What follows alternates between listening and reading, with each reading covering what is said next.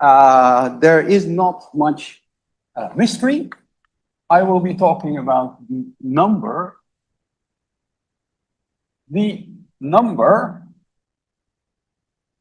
and structure of graphs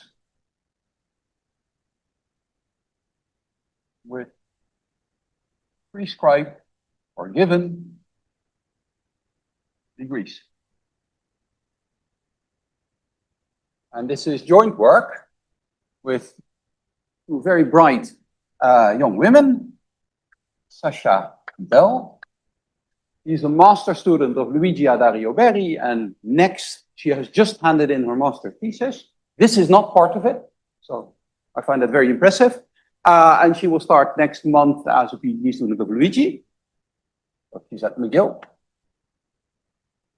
And Sette Donderwinkel. And she is in Groningen. And for those of you who do not know where Groningen is, that's just the Netherlands. That's tiny anyway.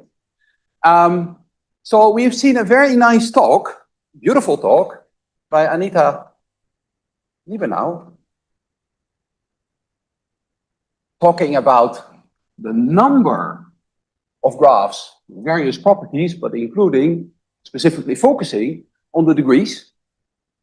So the additional thing that I'm adding here is that we're talking about connecting. Oh, this is not visible. Need to go there.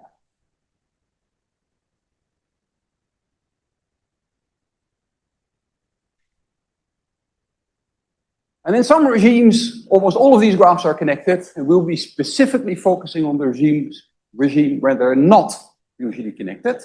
And then we'll see that there is an exponential penalty for being connected, and we'll give a precise characterization of that exponential penalty, and also an interpretation of where it comes from.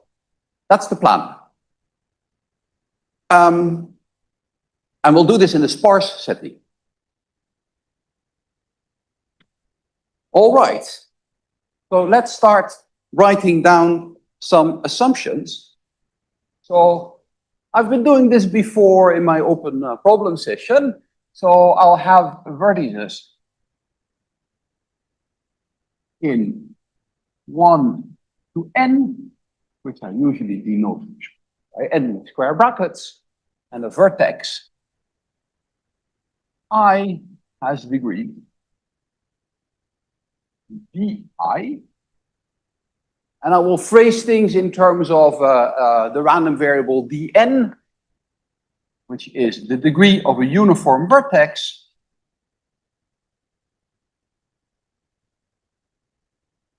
chosen uniformly at random. That's a random variable. And I will be assuming that the probability that dn is equal to k will converge to some limiting probability. And that's the same thing as saying that if I look at the number of vertices of degree k, and I divide through by n, that this will converge to pk, which is just the probability that this is equal to k. Okay, so these will come about as well. That's my first assumption. Then I have a second assumption, which assumes that the moment converges to the moment of the limit. So this is a uniform integrability condition. And in some cases, I will also need to assume that the second moment converges. But this is not always the case. I'm clear about when I will be needing to assume that.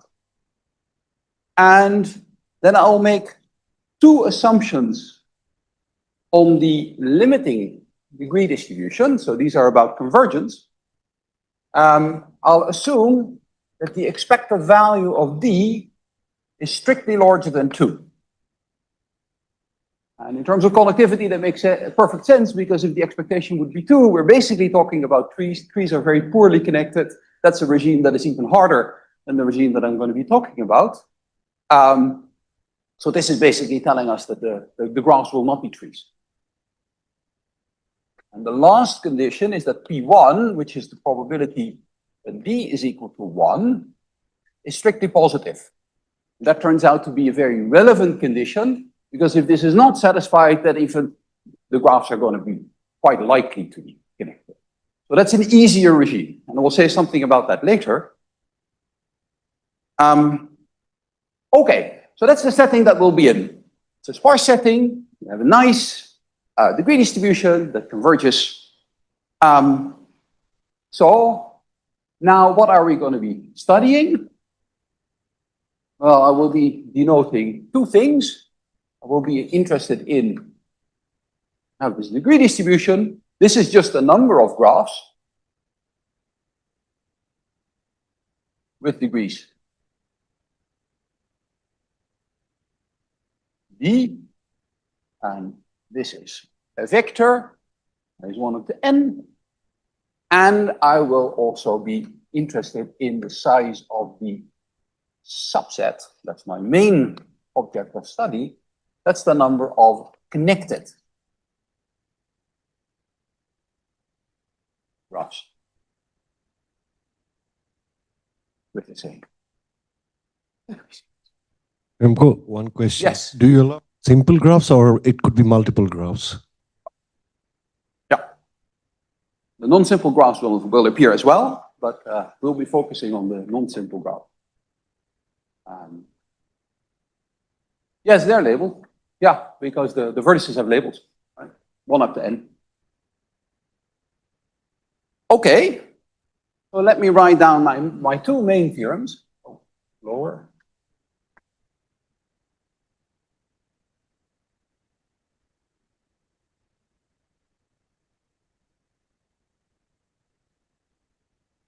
For this, I will have to introduce some things that will actually describe this exponential penalty for being connected. And this is in terms of a parameter beta, which is the unique, you have to prove that, but it's the unique solution to the equation, the sum over k times pk, is nothing but the expectation of d, is equal to 1 minus beta squared. The sum from k is 1 to infinity, k pk, divided by 1 minus beta to the power k. A bit of a weird equation. We'll later see where this equation comes from, and also what the interpretation of beta is. And then we define the functional k, which is a function of p. Of course, this beta is also a function of p, which is 1/2 the sum over k pk times the log of 1 minus beta squared, one of its contributions, minus the sum over k pk log 1 minus beta k. Okay, that's a functional. And then the result says that the number of connected graphs is equal to e to the power minus n kp plus small o of n times the number of simple graphs. And this we know is the same as e to the power minus n kp plus small n. Ln minus 1 double factorial divided by the product over all i's, di factorial. This was already in Anita's talk, where ln is the sum of the degrees, which I assume to be even, because otherwise there aren't any graphs that are connected nor simple. Okay, so this gives the exponential penalty. This number will be strictly positive. And it's quite funny because this fixed point equation and this functional k already appeared in a paper by Shankar Bhamidi. Remco, yeah. In the first expression for k of p, on the first line, is it beta squared or beta power k? This one is beta squared. So it just comes out as a constant. It's a constant. Yeah, you could put it in the flow. Okay. Where they were doing exploration processes and large deviations for that, they were looking at sort of component sizes. They didn't quite treat the connectivity regime, which I'm addressing here. And it's quite funny that it came out there. They didn't quite have an interpretation for it. And actually our work provides it, an interpretation, because beta will be the extinction probability of a certain branching process that is related to P but isn't quite P. And that is part of my second main theorem.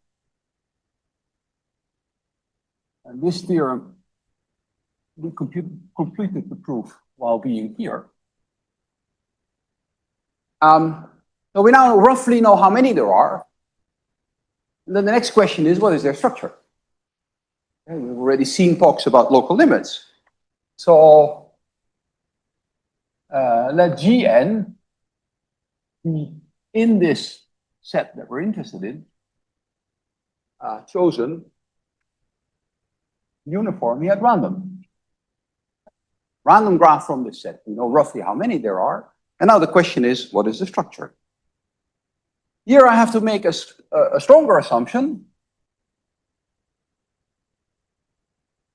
namely that the maximum degree, which is just the maximum overall vertices of I, is less than or equal to K. There's only a finite number of values of the degree that occurs in my degree sequence. Then Gn converges locally in probability to a certain branching process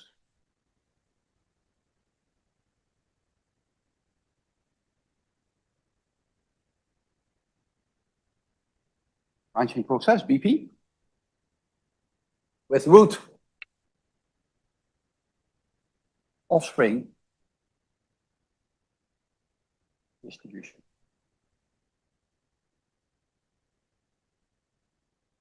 Some Q, and I will write down what Q is, conditioned on survival.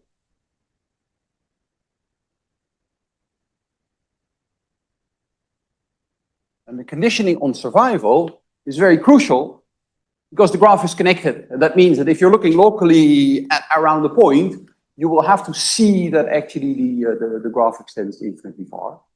And for a general branching process, that may need to be the case if the probability of having one offspring is strictly positive. And that will be the case here. So the mystery here is what Q is. And Q, of course, is determined in terms of beta. And it takes the following shape.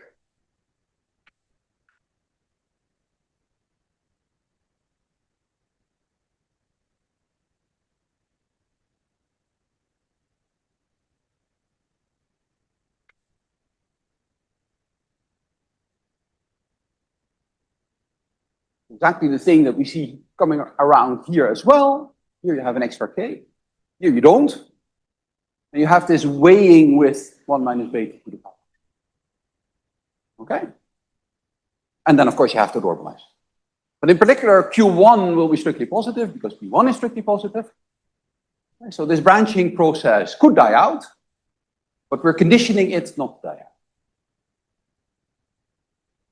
Are the two main theorems clear? Yes. Yes, I will. I will say how it comes about. At least I hope. That will be a little bit dependent on time. All right. So here I sort of snuck in an analysis of how large this graph is. And of course, Anita said something about this. But in order to somehow see the structure of the proof, it will be useful to actually go back to that particular problem. So how do we generally do this? Well, we go to the configuration model. And I think at this point in the conference, I no longer have to explain what the configuration model is, so I won't. But of course, we know what the degrees are, we know the conditions, etc., etc. What I would like to write down is the exact graph probabilities, because that's quite useful. for the configuration model. Bear in mind, the configuration model may give a non-simple graph, a multi-graph, where you have self-loops and you have multi-edges. Okay? So suppose that I have a graph G, which I indicate sort of with something which looks like an adjacency matrix, right? So for a simple graph, this would consist of zeros and ones. But in this case, it's a multi-graph, so it can also have larger numbers, and it could also have non-zeros on the diagonal. So this is a multi-graph.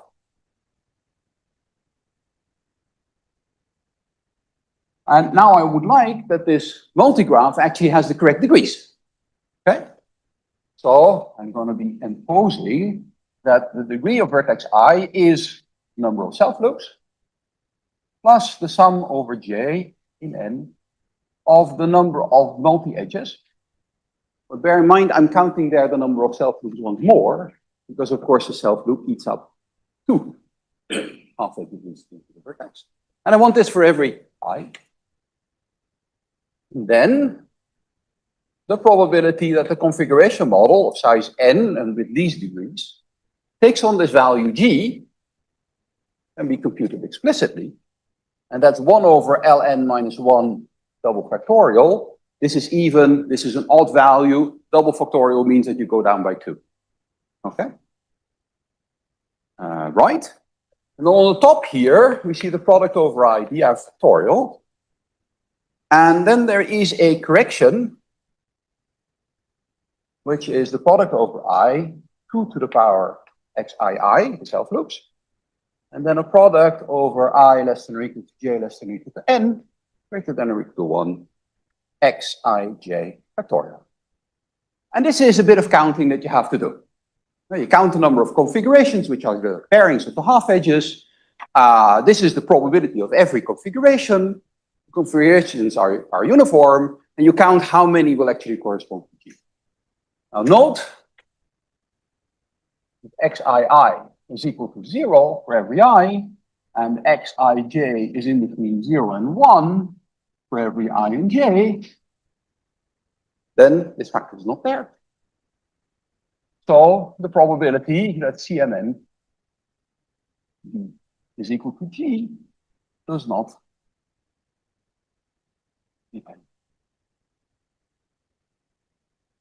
G, on the specifics of G. And that's, of course, exactly the same thing as saying that it's simple. So I can sum out overall simple graphs, and what you get is that the probability of CMND being simple is nothing but, well, how many graphs are there times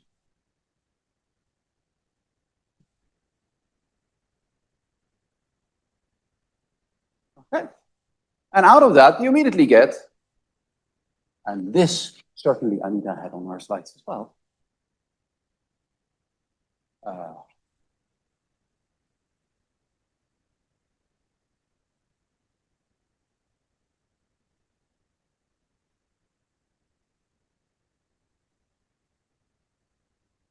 Okay. So that actually allows you to compute the total number of uniform graphs from the configuration model if you can handle this probability. And as it turns out, under these 3 conditions, and there it's useful to have this 3rd condition, you can actually explicitly compute what the asymptotic probability is of being simple. And the reason for that is that the total number of self-loops and the total number of multi-edges, or the total number of pairs of vertices that have more than one edge between them, that doesn't really matter very much.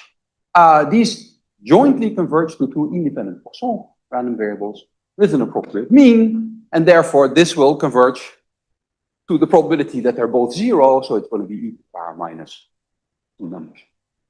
Okay. That's the way how this goes. All right. So that's all very nice. This is sometimes called the probabilistic method. I'm a big fan of Joel Spencer, and he calls this Erdős magic, which I think is actually a very nice phrase. And the proof of the main result will follow a similar line of argument. So let's highlight here what is the trick. I mean, how can we view this? Well, you could say that the trick is to find an appropriate larger set of graphs which you can analyze more easily, in which the graphs that you're interested in are somehow hidden. And then if you understand somehow what subset this is, you can also understand this subset. That's sort of what this does. And here, the larger graph is multigraphs or configurations, depending on your perspective. And because you can handle sort of the relation between sort of the simple graphs and the multigraphs, actually you get your hands upon the uniform graphs as well, their number and therefore also their distribution. And I would like to do something similar. Yeah. About the main theorem, if I also look at this as measures, say if you take the uniform measure on the connected components and the uniform measure, so there is sort of an exponential tilting here. It seems like, can this Kp be also be interpreted as some entropy of something? That's not how it comes out for us, but hang on to that question, because let me try to explain a little bit how the proof is organized. Another question on the theorem. The pKs notationally are just given by that equation, or they? I'm sorry? Oh, yes, I should have written in all my further notation, pk is just the probability that these. Was that the question? Yeah? Good. Thank you. Writing pk is a bit shorter than these all the time. All right. Ready for the proof? Okay. So what we'll try to do is somehow find the connected graph inside some other graph. Well, what would be the natural thing to do? Take a bigger configuration model. Okay? So for the rest of my argument, it will actually be convenient then to consider type sequences. So this is a slightly different way of ordering the vertices. So rather than saying vertex I has degree di, I'm going to be thinking about how many vertices of degree k I have for every k. Right? So I'm going to write down n of k. I already had this somewhere. This is just the number of vertices for which the degree of I is k. And rather than dealing with this object, which I would normally do, I'm now going to be instead dealing with this object, where this is a boldface letter and that is a boldface letter as well, because these are basically one-on-one. Okay? So from now on, I'm going to be looking at the total number of graphs or connected graphs, same thing for the connected ones, with a given type sequence. Okay. Right. Now, why is this convenient? Well, so I now have my type sequence little n, containing all these elements n1, n2, n3, etc. And now I'm going to be looking at a larger one, capital N, which is greater than or equal to little n, meaning that the number of vertices of degree k here is always larger than the number of vertices of degree k there for every k.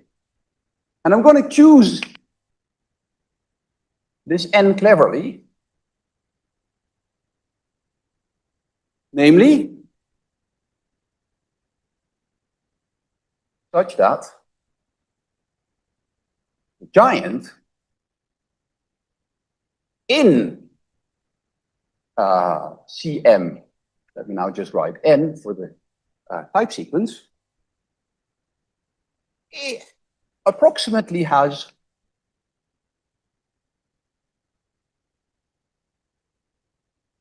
type sequence little n. Okay, so a giant is a connected graph, and now I have a connected graph that has the right type sequence. That sounds like we're on our way. Now, also, we know that these giants are very well concentrated. Okay, so if I look at this giant here, it will be very close to, you know, whatever the typical type sequence should be. Okay, so because of that, and simply by counting, We should therefore get that if I look at the total number of simple graphs with this type sequence, which I understand really well, that should be very closely related to the number of connected graphs, because that's the giant, with the smaller type sequence, times the number of remaining graphs. So these will have type sequence n, capital N minus little n. Plus a counting factor, because, you know, all the vertices that I put in here, you know, I can, every vertex of degree I can choose where I want to put it. Okay, so I have to multiply this by the binomial coefficient, which basically tells me in how many ways I can pick these vertices from these. And this looks like a simple binomial, but it's actually a product of binomials. I don't have bold-faced chalk, unfortunately. But this is just a product of normal binomial coefficient. So this basically counts the number of ways how you can choose the different subcollections. Okay? Well, if this is the case, I'm not allowed to go further than this. No, not further than this. Excellent.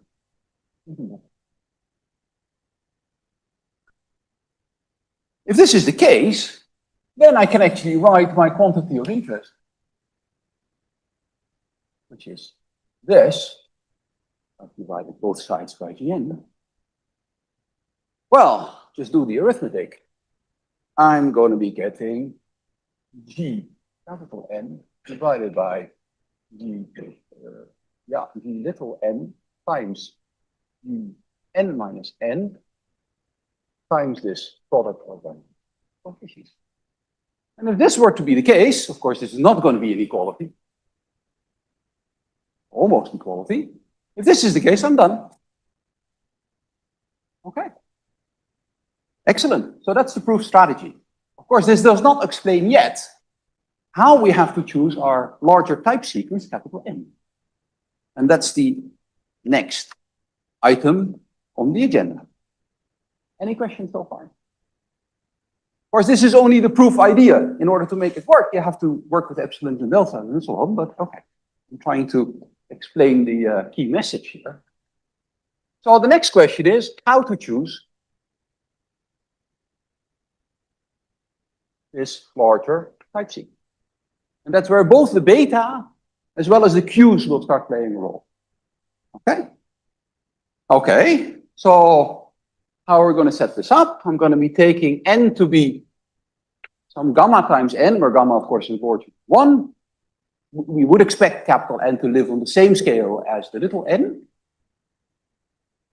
And I'm going to be assuming that there's a certain type sequence, or a certain limiting degree distribution in my larger graph, where this will converge to this qk. And now what I have to do is figure out what the gamma is, what the qk is. Well, we know what the structure of the giant component is. So if I let Vk Cmax, you know the total number of vertices of degree k in my giant, if I divide that through by n, this will converge to something involving this. And it will be qk times 1 minus beta to the power k, where beta is a certain extinction probability of half edges in the configuration model. Okay, so how can we understand this? If I have a vertex of degree k, it has k half edges coming out of it. If one of these half edges survives, then we're in the giant. So the only way how we cannot be in the giant is when they all die out. That's going to occur with probability beta to the power k, and therefore with probability 1 minus beta to the power k, I'm going to be in the giant. That's exactly what this says. Vk is the number of vertices of the Vk in this set. Yeah. That's an important notion. And I will also look at the total number of edges in Cmax. And I will also divide that through by n. And that converges in probability to, well, 1/2 the sum over k times qk. That's the limiting total number of edges. times 1 minus beta squared. And again, that has a very clear interpretation. If I take an edge uniformly at random, it has two half edges. If one of these half edges happens to survive, then the edge is connected to the giant and therefore will be in the giant. And if both sides die out, it's not going to be in the giant. So that's if and only if. Now we already see a little bit of an inkling as to where the beta squareds and the 1 minus beta to the power k come from. But they're in the wrong position, and that's because we're dealing with Q and not with K. Remco, I have the same doubt as science. Vk is the number of vertices in Vk of any set. S is the number of degree. Vk vertices.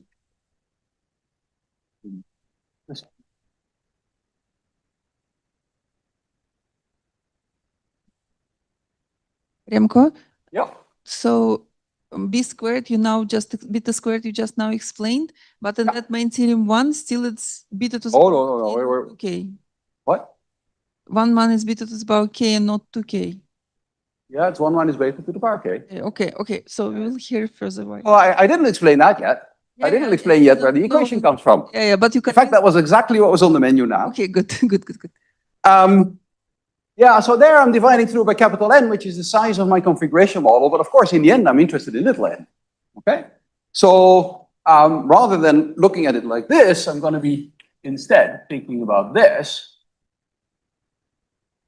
Of course, I know that capital N is gamma times little n. So if I were to divide by capital N, I get this limit. So if instead I divide by little n, I get an extra factor gamma.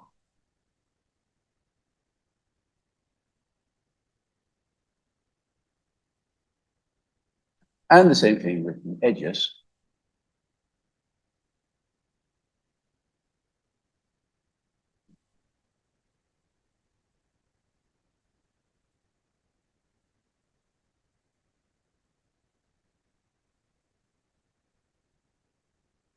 Okay, we're almost there. Because I want my giant to be my wanted connected graph with type sequence little n. So this better be pk. And then indeed, the leading order behavior of the number of degree k vertices in this giant is n times pk, which is basically nk.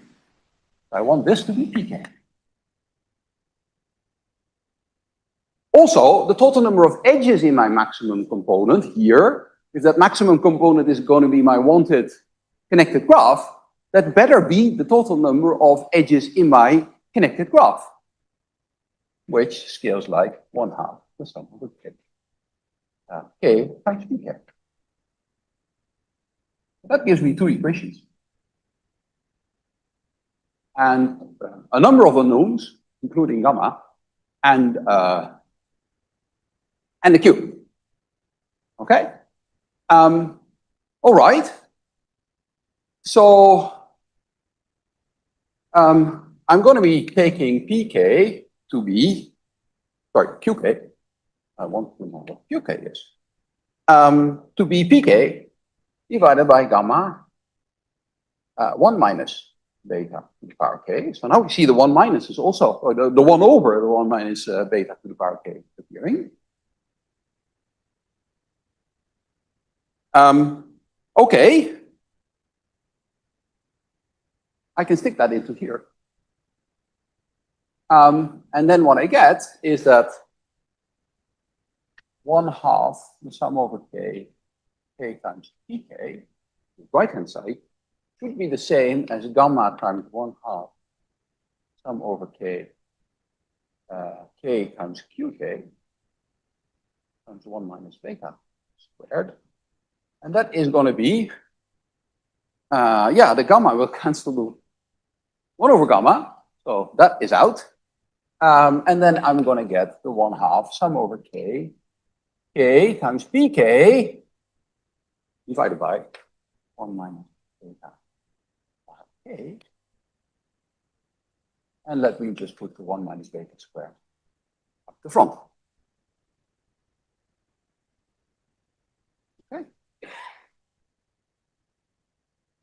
Okay, that's exactly my equation. where it comes from. Okay. That's very nice. Now I know how to choose beta. One little catch. I now have this beta. The beta is very nice. It's a beautiful solution.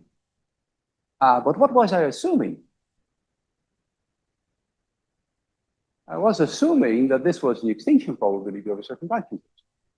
And that's no longer obvious from this equation, at least not to me. It turns out that it is. It just happens to be exactly that. And that's a 3-line computation. And maybe I should do that. Last remaining minutes.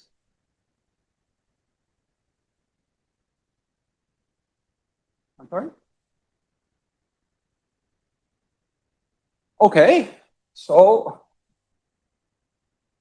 what does this beta satisfy? Well, beta should be the sum over k, it's the extinction probability of the... Oh, below the shadow, below the shadow. Yeah. Oh, below the shadow. Beta should be the sum over k, qk star, beta to the power k. And where qk star is the size bias distribution minus 1, and this is related to, are you starting from a vertex or are you starting from a half edge? Here we're starting from a half. And this is just k plus 1, qk plus 1, divided by sum over I times qi. That's a nice probability distribution. Okay, and now I stick in what my definition for qk was. qk had some normalization constant, but that's going to drop out because I have a ratio here. So that's nice. So I can just stick in what the dependence is. Here I'm going to get k plus 1, pk plus 1, divided by, beta to the power k, divided by 1 minus beta to the power k plus 1. And then I need to renormalize that by, well, the sum over I times pi, divided by 1 minus beta to the power I. Okay? A little bit of algebra. Right, but I know something about this. Right, because that's basically what comes in my fixed point equation. Okay? So that is 1 over 1 minus beta squared times this beast. So it has a 1 over 1 minus beta squared, so I might as well put the 1 minus beta squared here. And then I divide through by sum over I pi. And then here I have the sum from k is 1 to infinity, k plus 1, pk plus 1. I'm going to write this in a slightly unusual way.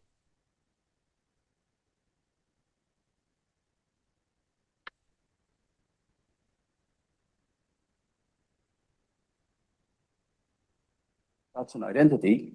The ones are going to drop out. Oh, the other way around.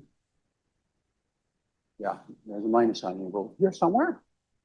Okay. I have a 1 minus beta squared here. I get a 1 over beta from there. These computations always take more time. I get 1 over beta, and I had a 1 minus beta squared here. I put a minus sign in front because a minus sign here. Okay, so there's 2 terms. There's this term, which is just a complicated way of writing 1. And that 1 is going to have a 1 over beta, and it's going to have this term, and then it's multiplying the first moment of the p case, which is going to cancel that. So that's just going to be a 1. And then the minus 1 here, take out the term on the right.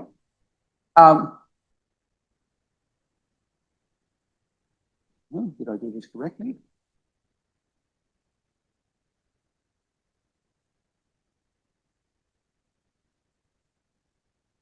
I made an error somewhere. Where did I make the error?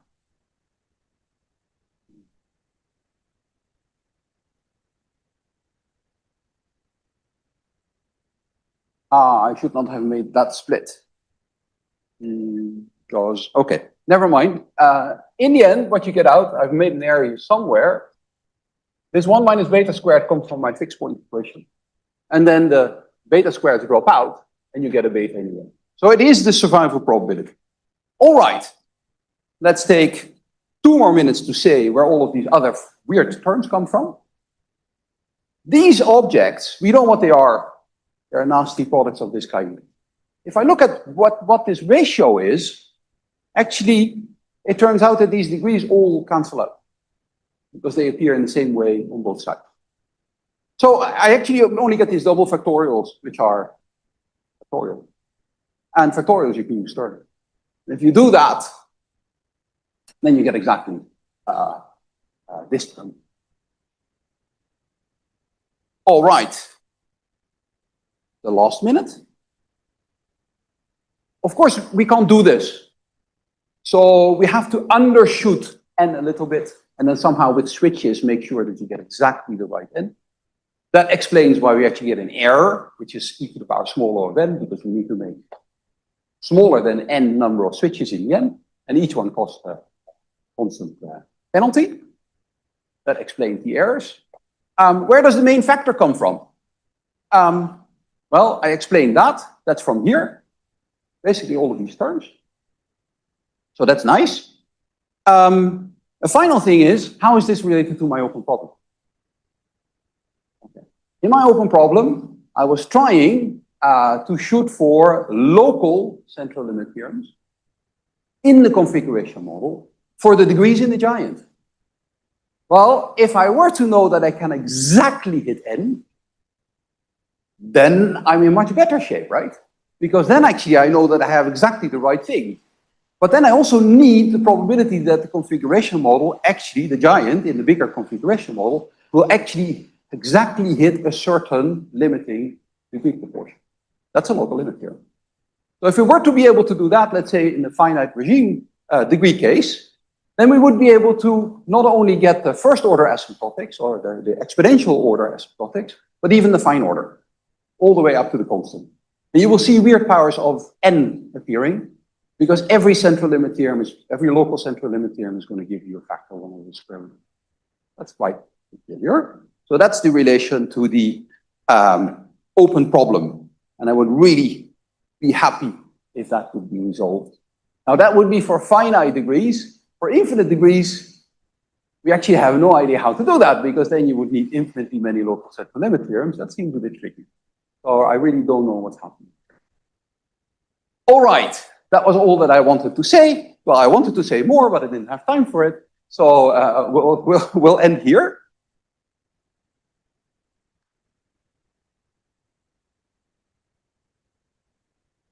And of course, I do realize that I'm the last speaker, so let's postpone the questions for 2 minutes. I would like to really thank the organizers. Frank, Rajat, Siva, where are you? Yes, there.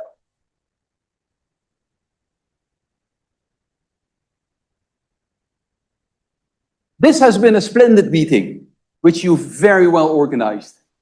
Wonderful lectures, wonderful people, great atmosphere, nice open problems, people interacting with each other a lot, and we had a tremendous amount of fun. That would not have been possible without your dedicated efforts for this. But I particularly would like to thank Siva, because Siva, in all of this turbulent times, has been a beacon of light for all of us, solving problems around visa, cancelled flights, people with stomach issues, lost bank card, you know, everything. You have a problem, run to Siva.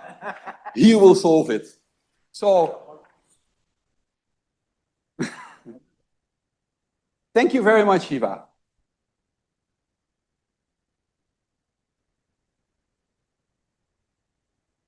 All right. Okay, before I think we have some, but we will have some questions for the talk. Yeah, okay. So your entire point about when the degrees are infinity, we don't know what to do. So what I'm wondering is, what happens if, let's say, the maximum of the degree is allowed to grow with the vertex size, but like really, really slowly. Yeah. And we still keep all those assumptions, right? Those expectation conversion, second movement conversions, all of those. Let me be very precise. For the result that I stated, we Right. do not need the finite number of degrees, except in main theorem 2. I didn't say anything about this. But this relies on a large deviation result that Rajat already mentioned of Bordenave and Caputo, and they assume that the degree distribution is finite. If we were to have an extension of that result to infinite degrees, we would also be able to lift that condition from here. Right. So we don't need that. But for the local limit theorems, yeah, I don't really know how to think about local limit theorems with infinitely many random variables. That is fairly unusual territory. So I mean, at least like in the local, it would actually be more like finitely many things, but like as you're like getting the vertex set higher and higher. Yeah. So like the stuff that's, you know, like that mass that's going to infinity, quote unquote, is actually going to be very small because we're going to assume those expectation convergence assumptions over there. Yeah. So I mean, basically what I'm wondering is where exactly does your proof break down if we try something, if we try that relaxation? Well, we don't prove anything for this better errors. Right. You would need it for the better error, so our proof just works as it is. Right. For example, if you were to know, let's say, a sharper central limit theorem for the giant, I'm guessing that you will be able to change this to something of the order capital O square root of n, or maybe square root of n times log n, because then you could approach your wanted little ni's a little bit better, but you should still need to undershoot, and the amount of penalty, the error there literally comes from the amount you undershoot, because for every undershoot you need to make a switch, and that will cost you a constant penalty. But then you would be able to improve this a little bit. Right. Actually, the reason I'd asked about this is because I think the extension to the relaxation I was talking about is probably going to be quite important for the project that my group is currently working on. Okay. Then you need to tell me more at some point, but maybe not now. Maybe one. Yeah, very, very quick. This condition E, where did it come up? Excellent. Yes. This comes up all over the place. You haven't seen it. But it does come up all over the place. And it's a good question. Well, I mean, in the most direct way, how it came up in our proof is that we need some continuity of this beast in terms of P, because we're going to be truncating the degree distribution a little bit, you know, removing the large values, etc., etc. And then we need that this object is continuous. And for that, you need this. Things can go wrong close to 2. That's also very natural, because when this expectation is 2, then a connected component will look like 3. And that's very unstable. I would believe that there are really problems there, and that it becomes much harder if you were to, let's say, go to this value and as n-tends to infinity approach it. This, yes. Very good point. I did not get round to proving this. Well, I was using that the beta is not 0, and that assumes that Q1 is positive, and Q1 positive is the same as P1 positive, so there it comes up. But it's much more easy than this, because if there are no vertices of degree 1, then you can actually compute the probability that the configuration model is not only simple, but also connected. I've done that with Lorenzo Federico. And then that probability will also converge to some Poissonian probability of there not be any cycles and not any sort of stretches or something like that. So there we can actually go much further, because then you would have the number of connected grounds up to a constant, smaller 1 error. So that's not the interesting regime. The interesting regime is this large deviation case, where that's what this shows. The probability that the configuration model is connected is actually exponentially small. That's exactly what this shows. Yeah, I think we'll have many more questions, but we have to have some closing words also. We call the bosses.